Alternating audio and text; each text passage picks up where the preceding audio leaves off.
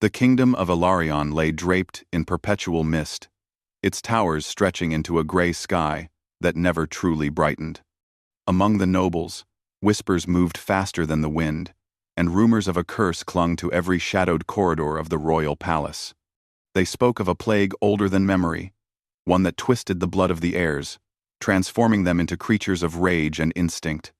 Few dared approach the royal heir, none dared approach the beast that now prowled the halls.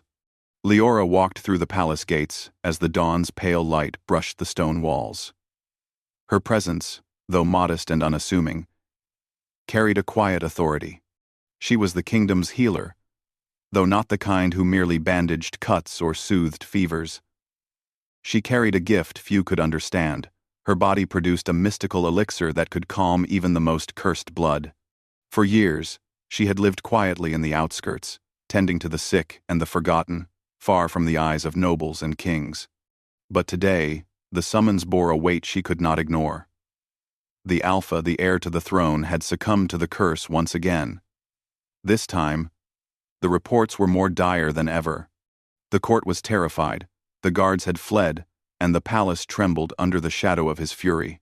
Leora's hands clenched at her sides as she stepped into the great hall, the echo of her boots on marble, the only sound in the tense silence.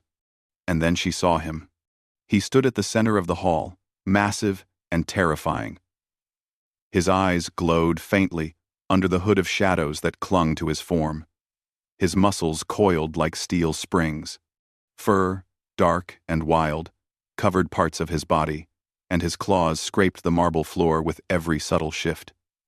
The air around him seemed to hum with raw, untamed power. Even from a distance, Leora could feel the storm of rage and confusion that churned inside him. Her heart pounded not from fear alone, but from the strange pull that seemed to radiate from him. He was danger made flesh, yet there was a fragility beneath the surface. Glimpses of the human boy who had once been loved by the kingdom. She took a careful step forward, her voice steady despite the tremor in her chest. "I am here to help," she said softly, though her words barely carried across the vast hall. The beast's head tilted, ears flicking as if listening to something she could not hear. Then, with a growl that shook the rafters, he charged forward. Guards scattered, shields clanging against the stone. But Leora did not move. She raised her hands, palms outward, and whispered the incantations that would guide her gift. The elixir flowed through her, invisible but potent, ready to reach the wound in his soul that no sword or spell could touch. Time seemed to slow as the distance closed. He roared, a sound that could crush walls. Yet when he was mere feet from her, something in him faltered. His eyes, golden now, glowing with fury, flickered. A shiver ran through him, and for a heartbeat, he hesitated. Leora felt the shift, a tiny thread of his humanity brushing against her own presence. Careful, deliberate, she stepped closer. "You are not alone," she whispered. Her words were meant for him, yet also for the part of herself that feared what lay ahead. The beast paused, muscles taut, nostrils flaring. He sniffed, and his growl softened into a low rumble. Something in him recognized her, though neither understood why. She pressed forward, hands still extended, her elixir glowing faintly in the space between them. Slowly, tentatively, he lowered his head. His eyes searched hers, and for the first time, she glimpsed a flicker of memory. A boy who had laughed, who had loved, who had been taken from innocence by the curse. The tension that had gripped the hall like a vice began to loosen, and a silence fell, heavier than the roar of beasts. The court held its collective breath, eyes wide, as the healer reached him. She let her fingers brush the fur along his massive shoulder, and a warmth spread through him that no iron or fire could match. He shuddered, a low whine escaping his throat. And then, in a voice rough and broken, he said her name, Leora. The hall erupted in gasps. Nobles stumbled back, clutching their pearls and canes, whispering in horror. The healer froze, heart hammering in her chest. He had spoken, truly spoken, not as a beast, but as the human he once had been. The words trembled from his lips, fragile, yet undeniable. "You can hear me," he whispered again, and for the first time, the Alpha allowed himself to collapse, his beastly form folding in on itself, shaking and trembling under the weight of emotions he could not name. Leora knelt beside him, careful, guiding her gift into him. The elixir worked its way through his veins, calming the primal rage that had made him a terror to the world. "Shh," she murmured, pressing her hand to the thick fur along his chest. "It's all right. You are safe." He leaned into her touch, a weight of relief and confusion mingling in his glowing eyes. For a moment, she allowed herself to feel something dangerous, a connection she had never felt before. Something primal yet tender, terrifying yet undeniable. But the court would never understand this bond. They would only see the beast and the healer who dared touch it. And in the shadows, some whispered that she was no longer merely a healer. They called her unnatural, a creature that should not exist. Some dared speak the word aloud. Abomination. Leora felt the weight of their gazes, but ignored them. Her attention was on him, on the boy beneath the curse, the man trapped in a prison of rage and destiny. "Do you remember me?" she asked softly, though she knew the answer might be buried in fragments of memory. His eyes flickered, golden and vulnerable, then clouded over with something heavier: pain, loss, anger, and fear. The beast inside him stirred, and for a heartbeat, the calming warmth of her gift was not enough. He roared again, louder than before, yet the sound carried not only anger but anguish. Leora's hand pressed harder against his chest. She whispered words older than the kingdom, words of binding and soothing, of hope and courage. The glow of her gift shimmered, reaching into the depths of the curse, brushing against the remnants of humanity. And then, a new sound, a soft, human laugh, low and incredulous, trembled from his lips. It was not cruel or mocking, but fragile, as if he could not yet believe the miracle of her touch. Leora's heart leapt. The first victory had been won, but the battle was far from over. The palace guards remained frozen, some unable to comprehend what they had witnessed. The nobles whispered behind their hands, faces pale. If the Alpha could be tamed, even for a moment, it was Leora who had done it. And in doing so, she had woven herself into the fate of the kingdom. Yet even as relief softened the tension, a shadow lingered, a premonition that this moment of peace was fleeting. The curse would return, stronger, angrier, more insistent.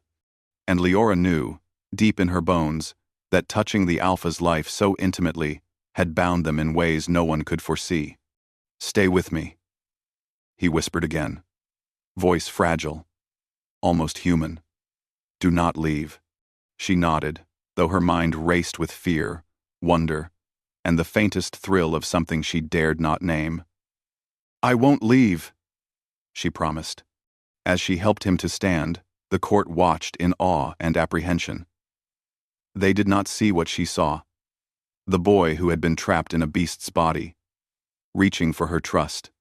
They did not hear the quiet laughter, the soft words exchanged in a language only they understood. And they certainly did not know the danger that had just begun to coil around them, like a serpent, ready to strike. Because somewhere deep in the palace shadows, a figure moved silently, unseen by the court, unseen by the Alpha, but watching every motion of the healer who dared touch the impossible. And in that shadowed corner, eyes glinting with purpose, a whisper escaped the dark. The cure, or the abomination? Leora did not hear it. But the question would follow her, a seed of doubt and destiny entwined with the Alpha's fate. As the sun rose over Ilarion, pale and uncertain, hinting at the trials yet to come, the beast had been calmed, But the story had only begun. The palace of Ilarion had grown colder since that morning. The sunlight filtering through the high windows seemed weaker, as though even the day feared what had occurred. The nobles no longer whispered just about the Alpha's fury, they whispered about Leora. Some called her a savior, some a witch, others muttered the word in hushed tones, Abomination.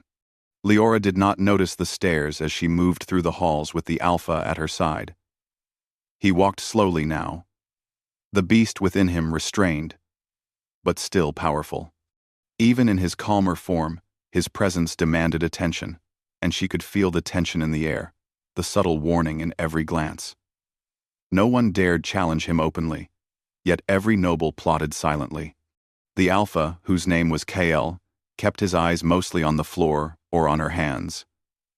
He still did not speak freely, but when he did, his words carried weight. Even if uncertain, "Do not falter," he murmured once, barely audible, and Leora felt the pull of that quiet trust. He was growing stronger, calmer, but his control was fragile, and the curse lingered like a shadow, ready to strike. That night, in the private chambers the king had reluctantly offered them, Leora began her true work. The room smelled faintly of herbs, candles, and stone. The Alpha sat on the edge of the bed, massive form curled inward, eyes watching her every motion. "You cannot hide from them forever," she said softly. "They fear what they do not understand." He only grunted, turning his gaze to the darkened window. Moonlight spilled across the floor, glinting on the silver insignias of the royal crest. Leora moved closer, careful not to startle him, and set her hands on his arm. The warmth of her gift pulsed into him, a subtle reassurance. "I do not fear you," she whispered. "I only fear what happens if you do not trust me." For a long moment, he said nothing. Then, almost like a confession, he spoke in a voice rough from disuse. "I cannot be tamed." She shook her head. "It is not about taming. It is about guiding, healing, finding the part of you they all pretend does not exist." Kael's eyes narrowed, a mixture of defiance and something softer, something vulnerable. "They do not want me to exist," he said, his voice breaking slightly. "And yet you do not run. Why?" "Ha." Leora smiled faintly, though her heart ached. "Because I see you, Kael. Not the beast. Not the curse. You." It was a truth neither of them had expected to admit aloud. The silence stretched, fragile as glass. Outside, the wind rattled the shutters, and in that quiet, they discovered a strange equilibrium. She was the healer, yes, but she was also a tether to his humanity, and he was a force she could not fully control, yet could not ignore. Days passed in this delicate balance. Leora administered her gift with precision, walking the halls beside Kael, teaching him to control the rage that threatened to consume him. Every interaction was a mixture of tension and trust. Guards gave them wide berth, and whispers followed their path. Some accused her of being unnatural. Others feared she had enchanted the Alpha. The word abomination clung to her name, spoken only when the doors were closed, and yet the palace air smelled of suspicion. Leora tried to ignore the gossip, focusing instead on Kael. One evening, while the sun sank behind the mountains and painted the sky in streaks of blood red and gold, Kael spoke again. "They want me dead," he said quietly, staring into the distant hills. She knelt beside him, placing a hand over his. "Then, we must be careful. But we will not run. Not from them. Not from the curse. We face it together." His gaze met hers, and she saw the storm behind his eyes, the residual beast struggling with his human mind. The tension between them deepened, a subtle power struggle as much emotional as physical. He wanted to protect her, yet feared the touch that could calm him might also bind him. She wanted to heal him, yet feared that her presence might make her a target, a pawn in the kingdom's dangerous games. The next morning, news reached the palace that a faction of nobles had met in secret. They were plotting to seize power, using the Alpha's curse as justification to remove him from the throne permanently. Leora overheard their whispers, fragmented yet clear enough. They planned to brand her as a threat, an unnatural being who had ensnared the heir. Kael sensed her unease before she could speak. "What do you hear?" he asked, voice low. They speak of removing you," she admitted, glancing at him. "And of me, calling me unnatural, an abomination." He did not move immediately. Then, slowly, deliberately, he leaned closer. His breath was warm against her cheek, the shadow of the beast still lurking in the depths of his being. "Then we must show them who we truly are," he said, voice steady.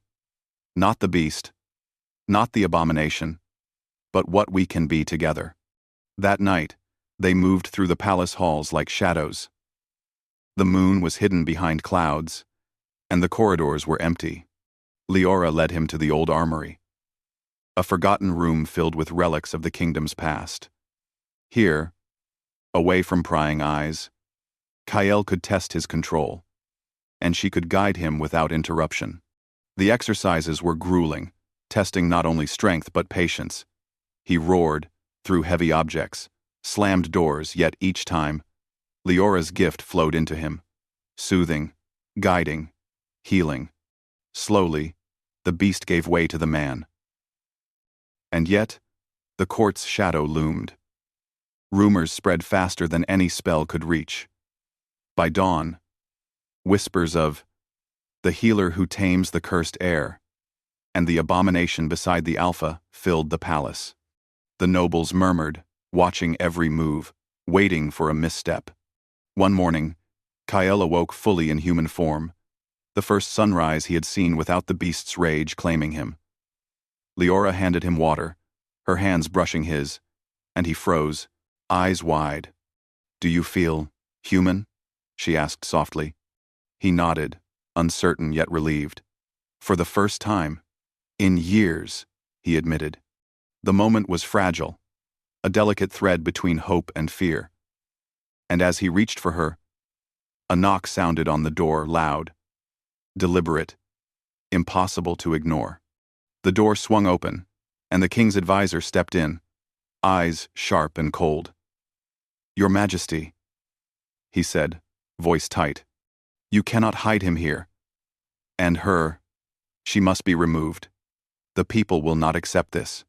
Kael rose instantly, protective, towering over the man. His calm human form was still formidable, and Leora stepped in front of him instinctively. "You will not touch her," Kael growled, voice low and dangerous. "She is not your concern." The advisor's lips curled, but he did not advance. "Do you not see, Prince? This woman, her presence weakens you. She is unnatural, and the kingdom will not forgive the heir for allowing her to bind him. She is an abomination." Leora's stomach tightened at the word, but she held her ground. "I am nothing but a healer," she said, voice firm. "And I have saved this man not for power, not for glory, but because it is right. You misunderstand. Or perhaps you fear what you cannot control." The tension in the room was palpable. Kael's hand brushed against hers, a silent promise that he would protect her. And then, without warning, a sound, a low growl slipped from Kael's throat. It was not entirely human, not entirely beast. A warning. The advisor faltered, taking a cautious step back. The moment broke like a storm, and the advisor retreated. But the damage was done. Rumors would now grow into certainty. The court would turn against them, and whispers of abomination would not fade, they would spread, poisoning the kingdom's view of them both. Kael turned to Leora, eyes searching hers.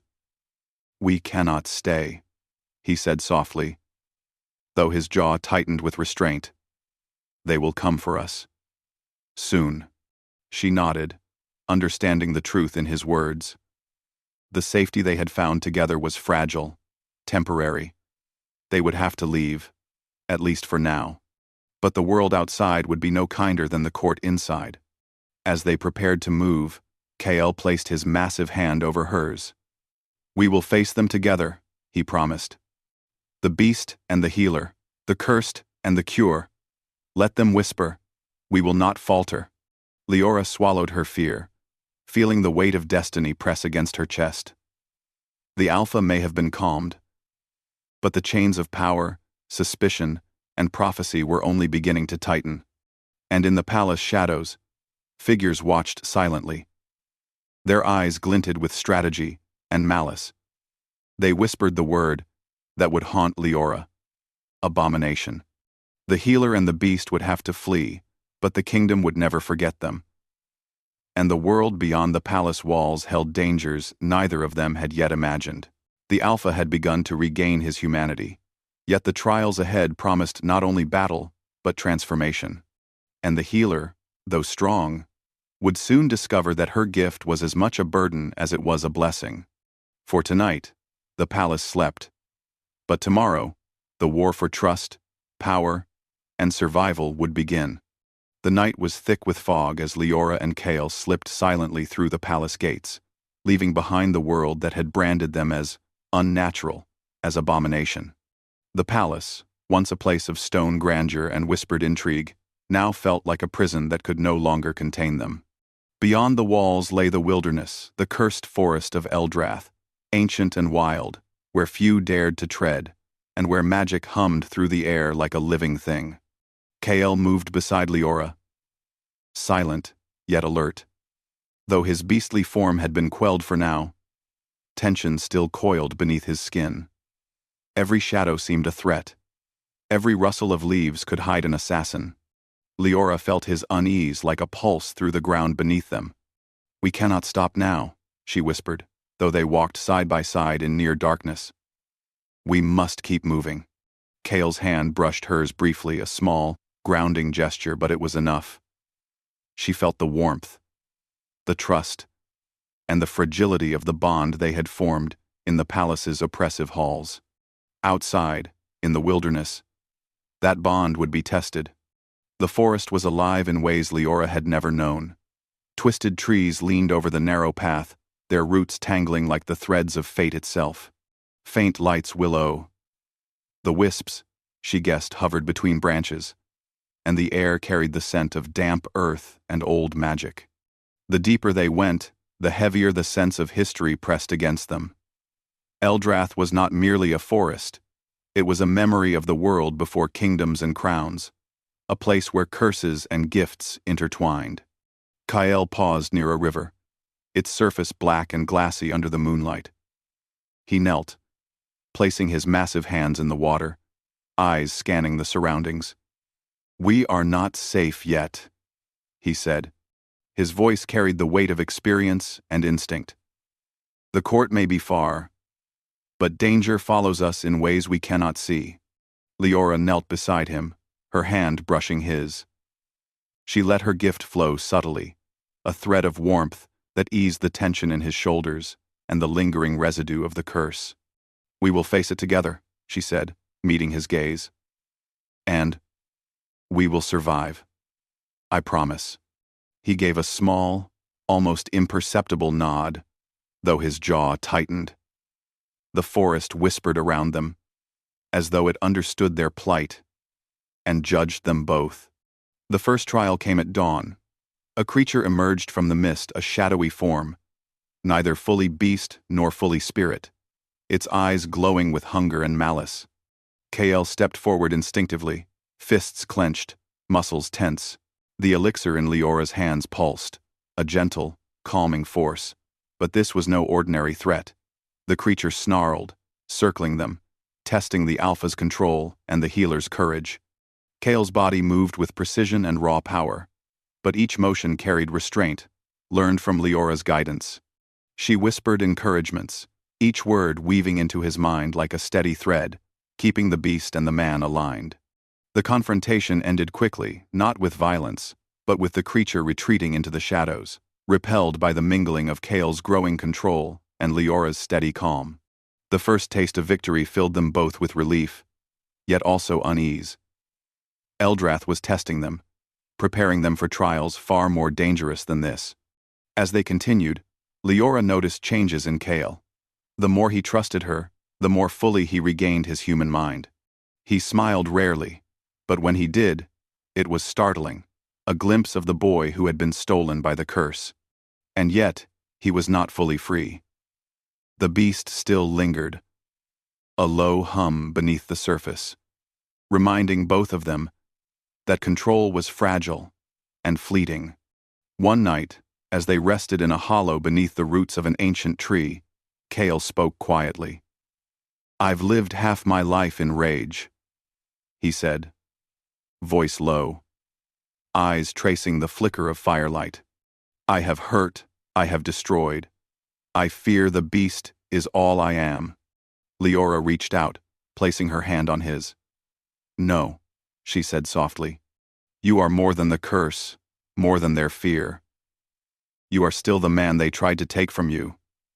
And I see you. All of you.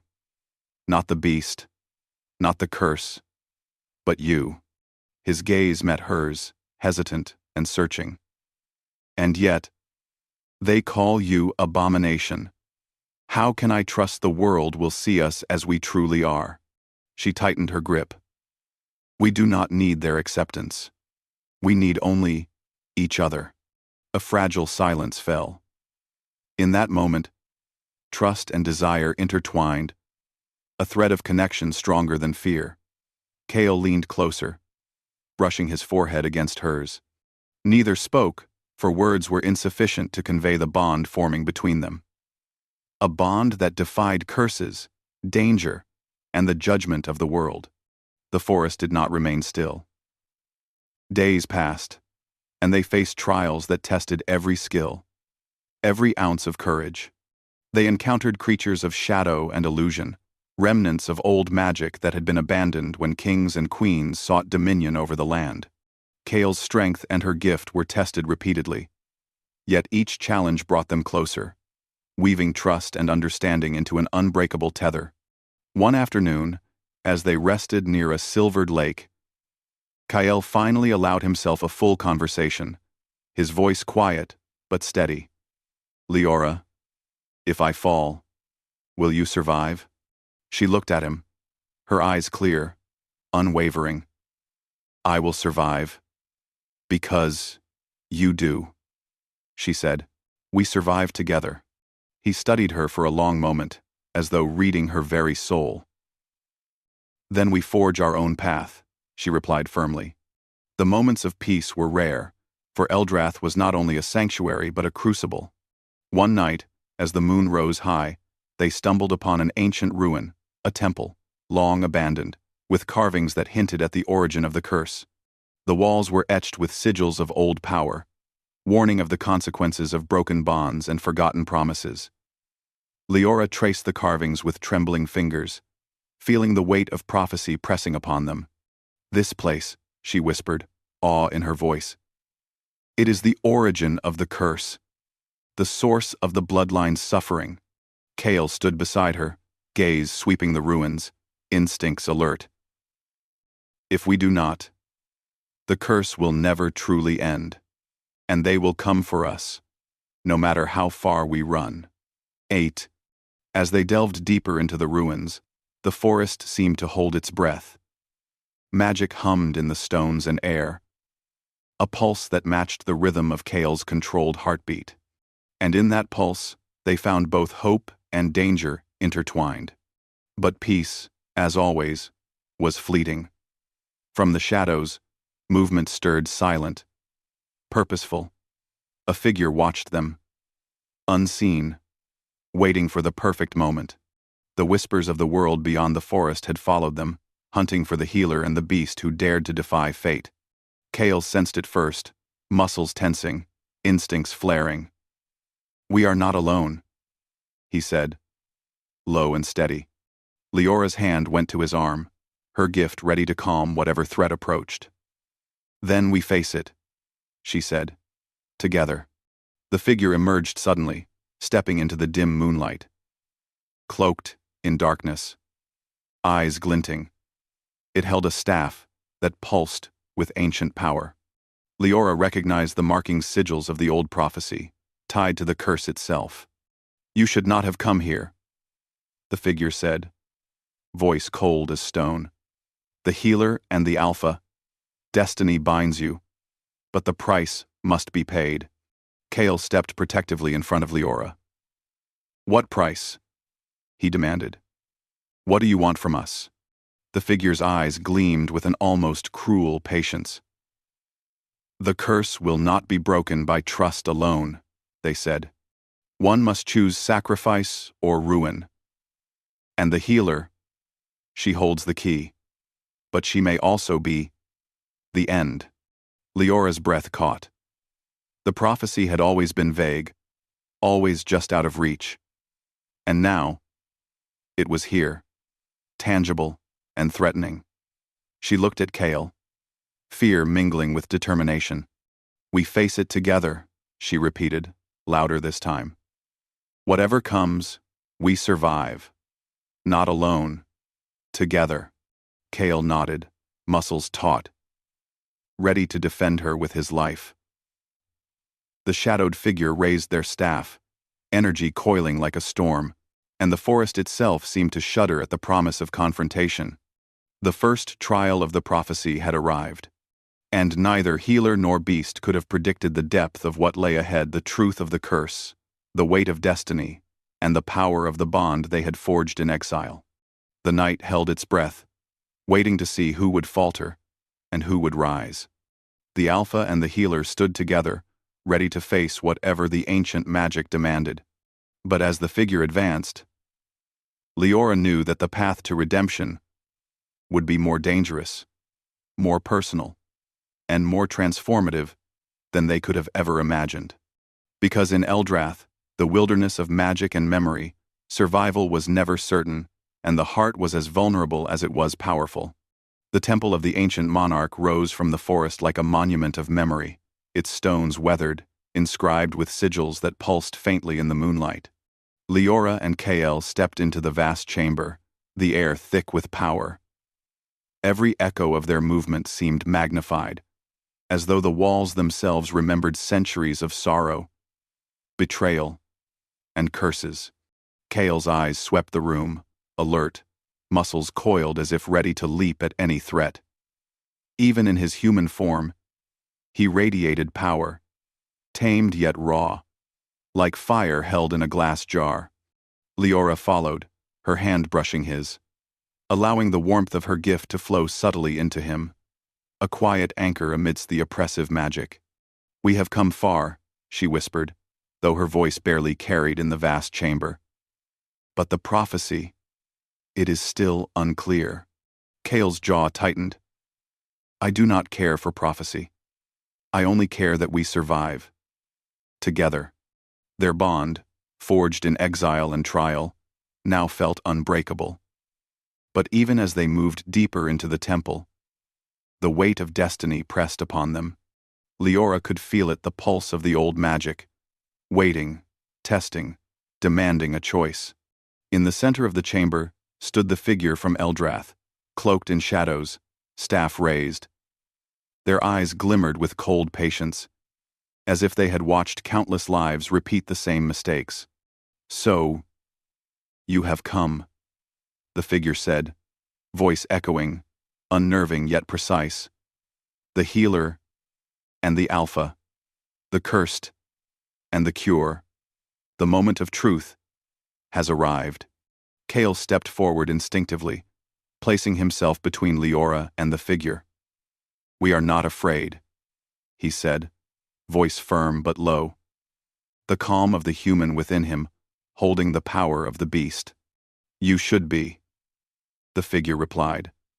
The curse is not merely blood and rage. It is choice, sacrifice, and consequence. One of you will give, or both will suffer. Leora felt her stomach tighten. She had healed Kale, guided him, calmed the beast, but she had never imagined the final cost. Her gift pulsed within her, ready, but she understood now that magic demanded balance. Kale's hand brushed hers.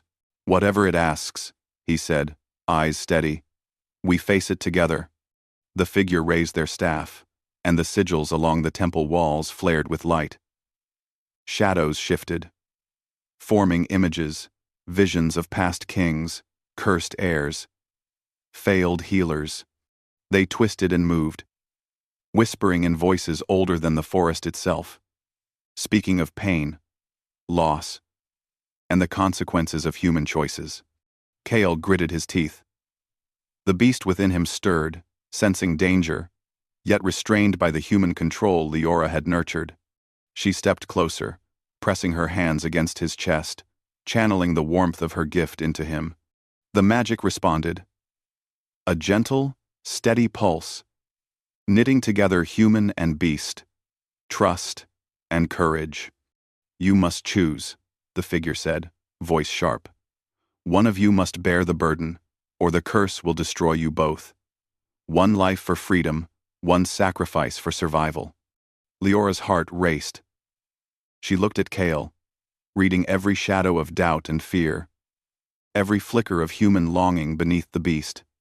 "No," she said firmly. "We will not sacrifice one another. There must be another way."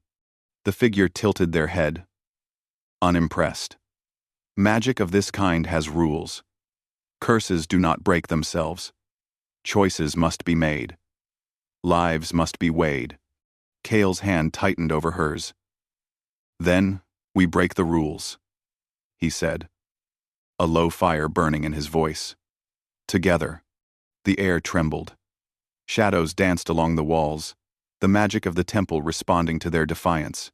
Leora closed her eyes, letting the power of her gift extend fully. Not just to calm the beast within KL, but to reach into the roots of the curse itself. She felt it the centuries of pain, the twisted threads of bloodline suffering, the weight of old kings' mistakes. Her pulse, her warmth, her determination became a force that wove into the very stone of the temple. Kael felt the change instantly. The beast within him howled, resisting, fighting against the intrusion. Yet, slowly, tentatively, it began to yield. He looked at Leora, and for the first time, fully human eyes met hers. "You are incredible," he whispered. Awe, mixed with fear. "I am not alone," she said. Together, they extended their wills, merging human courage and mystical gift. The temple walls glowed brighter, the visions of suffering and rage twisting into light instead of shadow. The curse shrieked, a sound that rattled the bones, a force that pushed back with everything it had. But Leora and Kael held firm, their bond unbreakable, their determination absolute. Hours seemed to pass in minutes. Shadows broke. The visions dissipated. The roar of the curse faded to a whisper. Then, silence. And then, stillness. Kael sank to his knees, exhausted yet free. The beast inside him had not vanished, but it had been tamed entirely, bound not by fear, not by magic alone, but by trust, courage, and love. Leora knelt beside him, her hands resting on his shoulders, her gift now calm, steady, and pure. "It is done," she whispered. The figure in shadows lowered their staff, a hint of respect in their gaze. "So it seems," they said softly. "You have chosen, and you have changed the course of fate. Few can claim such power. Unlaaf. Unlaaf power. Unlaaf power." Kael looked at Leora, awe and gratitude mingling in his eyes. You saved me," he said, voice trembling. "Not just from the curse, from myself." She shook her head gently. "We saved each other," she replied. You trusted me. You fought the beast within. We did this together. The figure stepped back, fading into shadow. Remember this, they said. Magic and destiny are not boundless. Choices carry weight. Even now, the world beyond awaits. And it may not forgive what has been done. Leora pressed her hand to Kael's chest once more, feeling the steady rhythm of his heartbeat, strong and human. Then we face it together, she said. Whatever comes, we face it together. The temple, once oppressive and dark, now seemed alive with quiet approval. The magic hummed, not as a threat, but as acknowledgement. The curse had been broken, not through sacrifice of life, but through courage, trust, and unity. As the first sunlight broke through the forest canopy, spilling golden light into the temple, Kael stood. He offered his hand to Leora, helping her to her feet. Together, they walked toward the temple doors, stepping out into the world beyond. The forest seemed to welcome them, the air light with possibility. Yet even as relief washed over them, a quiet understanding settled between them. Their journey was not over. The court, the kingdom, the people who had branded them as unnatural none would easily forgive what had been. But they no longer feared judgment, for they had something far stronger, each other, and the bond forged in trials deeper than any curse. Kael turned to Leora, eyes steady, the last remnants of doubt fading. You are more than I ever imagined, he said softly. And you are more than the curse, Kael, she replied, voice gentle, unwavering. You are yourself, fully, completely. And I see you, always. He drew her close, the world shrinking to the two of them. Then we begin anew, he whispered. Leora nodded. The bond between healer and alpha, between human and beast, was no longer defined by fear or curse. It was defined by trust, love, and the courage to face destiny together. And as they stepped beyond the ruins, the first rays of sunlight illuminating their path, the world felt different. Not perfect, not free of danger, but alive with possibility. The curse had ended, the beast was tamed, and the abomination they had feared had become a force of redemption. In the distance, the mountains of Ilarion glimmered, untouched by human doubt or fear. And Leora and Kael, healer and alpha, walked toward them, bound together by choice, trust, and a love stronger than any curse, ready to face whatever the world would bring. The story of the beast and the healer had reached a conclusion, yet their journey had only begun. And in that beginning, they discovered the truth that had eluded kingdoms and prophecies alike. The greatest power in the world was not magic, not prophecy, not even a curse. It was courage, trust, and the bond between two hearts willing to face the darkness together.